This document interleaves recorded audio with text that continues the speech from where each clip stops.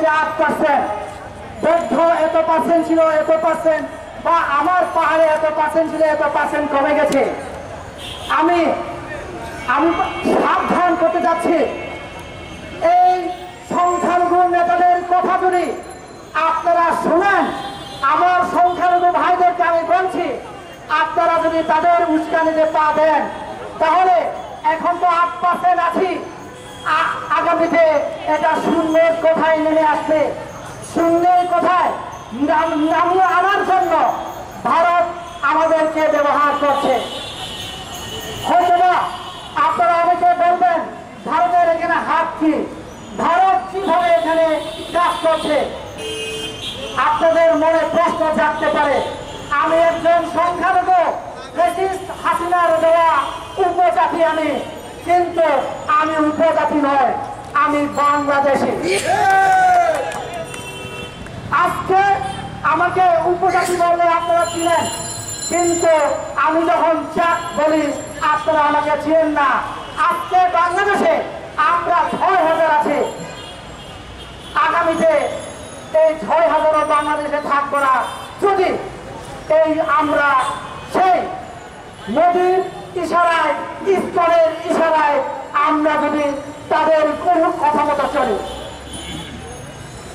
আমি সাবধান করতে যাচ্ছি, আহ্বান করতে যাচ্ছি, এই বাংলাদেশে যা হিন্দু আছে, বৌদ্ধ আছে, খ্রিস্টান আছে, এই ধর্মের যারা আছে সাধারণ ভাইদেরকে আমি আহ্বান জানাতে চাই, আপনারা পদে পা দিবেন না।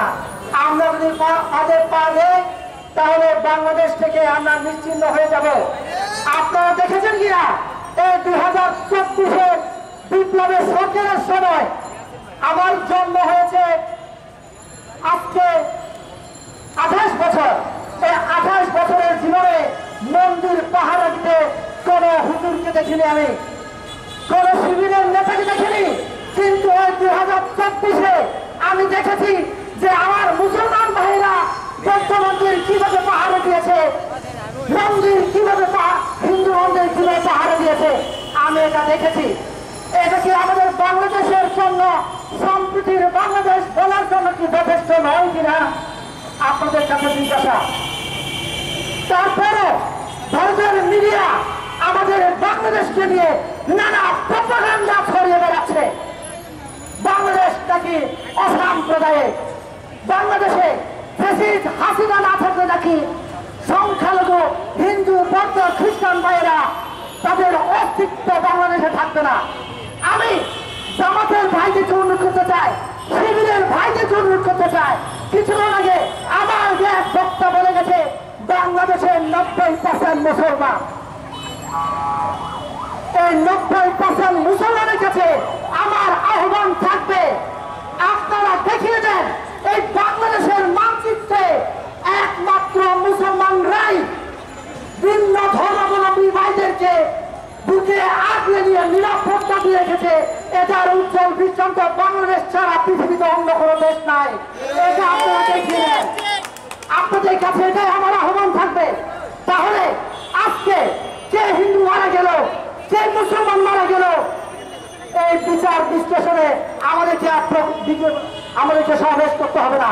আজকে এক হিন্দু মারা গেলে আমাদেরকে সাম্প্রদায়িক ভাবে আমরা নিয়ে যাই, এক পাহাড়ি মারা গেলে এটা সাম্প্রদায়িক নিয়ে যায়। আমরা সাম্প্রদায়িক দ্বারা ভাবতে ভাবতে বাংলাদেশকে এমন ভাবে এমন জায়গায় নিয়ে যাওয়ার চেষ্টা করছে যাতে করে আমরা আমাদের মনের অজান্তেই আমরা ভারতের অঙ্গরাজ্যে ঢুকে যাই। আমরা ভারতের অঙ্গরাজ্য হতে চাই না। এই বাংলাদেশের প্রত্যেকটা মানুষ ভারতের অঙ্গরাজ্যের মধ্যে থাকতে চায় না, আমরা স্বাধীন বাংলাদেশে থাকতে চাই। শুভেন্দু বলেছেন এরা নাকি আমাদের বাংলাদেশের বর্ডারে এসে হামলা করবেন, সমাবেশ করবেন। আমাদের বাংলাদেশে 18 কোটি মানুষকে আঙ্গুল চুষবে নাকি?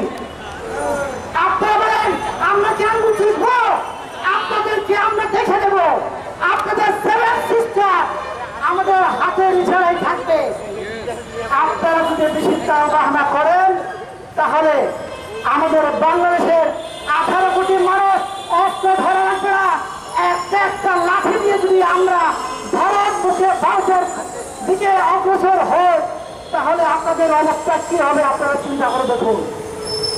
সেভেন সিস্টারের ভাইদেরকে অনুরোধ করছি, তা আপনারা নদীর পা আর চাপবেন না। নদীর পা চাপবেন তাহলে আপনারা সুখে থাকবেন না।